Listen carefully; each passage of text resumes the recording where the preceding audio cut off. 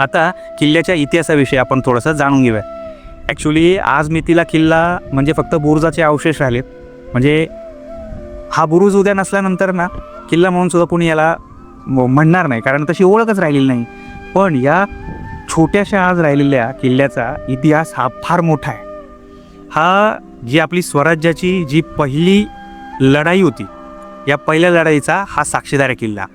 आता इतिहास एकदम लॉंग कटमध्ये न सांगता मी थोडं शॉर्टमध्ये मी काही पॉईंट्स काही काढलेत.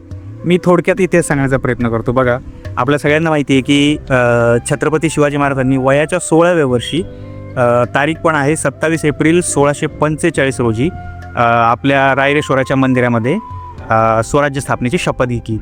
आता त्याच्या पुढचाच काही वर्षांचा काळ आहे, साधारणतः 1648. ठीक आहे, 1648च्या सुमारास मावळातील विजापूरकरांच्या ताब्यातले किल्ले जिंकण्याचा शिवाजी महाराजांनी जो धडाका लावला होता, तर त्यामध्ये त्या काळी मोहम्मद आदिलशाह सत्तेवरती होता विजापूर.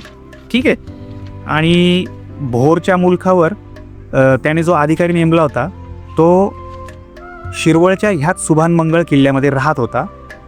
त्याचं नाव होतं मिया रहीम मोहम्मद. त्याने शिवरायांबद्दल आदिलशहाला कळवले, पण कर्नाटकातील स्वाऱ्यांमध्ये आदिलशाह गुंतला होता. त्याने तिकडे लक्ष दिले नाही.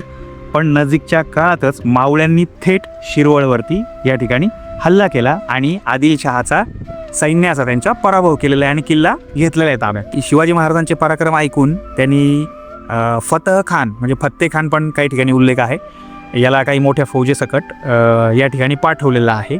दरम्यानचे हे जो काळ होता, ह्या काळामध्ये म्हणजे जे आपले शहाजीराजे होते, ह्या शहाजीराजांचा शिवरायांना पाठिंबा आहे असा आदिलशहाचा डाऊट होता. म्हणजे त्याला तसा संशय आल्यामुळे त्यांनी शहाजीराजांना तिकडे अटक केली. शहाजीराजे त्यावेळेला दक्षिणेमध्ये होते अर्थात. तर त्यांना ही अटक झाली आणि ठीक आहे, म्हणजे ती एक मधली दरम्यानची घटना होती म्हणून मी सांगितली. आणि फतह खान जो आहे हा बेलसरला आला आणि त्याने तिथून बाळाजी हैबतराव हा जो आहे त्याचा माणूस, तो त्याने शिरवळला पाठवलेला आहे आणि मग त्यांनी सुभानमंगळ जो हा आहे तो जिंकून घेतला आहे. ठीक आहे, पण शिवरायांनी परत कावजी मल्हार खासनीस याच्या नेतृत्वाखाली काही सरदारांना पाठवलं इकडं आणि मग या ठिकाणी आपल्याला विजय मिळवलेला आहे मराठ्यांनी. तर या ठिकाणी आपल्याला विजय मिळालेला आहे, पण एवढ्यावरच नाही थांबलेले. याच्यानंतर जो बेलसरची छावणी होती मेन, जिथं येऊन तो फतह खान थांबला होता, या बेलसरच्या छावणीवरती मराठे गेले. त्यांनी तिथं हल्ला चढवला आणि त्या फतह खानचा जो आहे पराभव त्यांनी केलेला आहे आणि मराठ्यांनी ही पहिली लढाई अगदी मूठभर सैन्यांनीशी जिंकलेली आहे.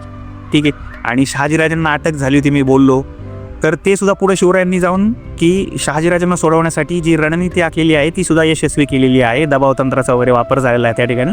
पण अतिशय सुंदर, म्हणजे ह्या वयामध्ये शिवाजी महाराजांनी जी रणनीती, त्यांची जी बुद्धिमत्ता आहे, बुद्धी कौशल्य आहे, हे जे दाखवलं, हे म्हणजे विचार करण्या आपण विचारच करू शकत नाही. अतिशय अप्रतिम त्यांनी, म्हणजे हे आज इतिहासामध्ये अजरामर झाले. हे सुभानमंगळ ती पहिल्या लढाईमुळं अतिशय रोमहर्षक ती लढाई आहे, ज्याचं वर्णन खूप मोठं आहे. ठीक आहे, तर मी म्हणाल अशा प्रकारे हा जो सुभानमंगळ किल्ला आहे आज काहीच इथं राहिलेला नाही आहे. त्याचंच फक्त थोडंसं हे वाटतं की एवढं मोठं हिस्ट्री असलेला किल्ला आज फक्त एक बुरुज म्हणून या ठिकाणी राहिलेला आहे. आणि हा बुरुज ही ज्या वेळेला बडेल किंवा नसेल त्यावेळेला इथं हा किल्ला होता हेही विसरला जाण्याची शक्यता आहे.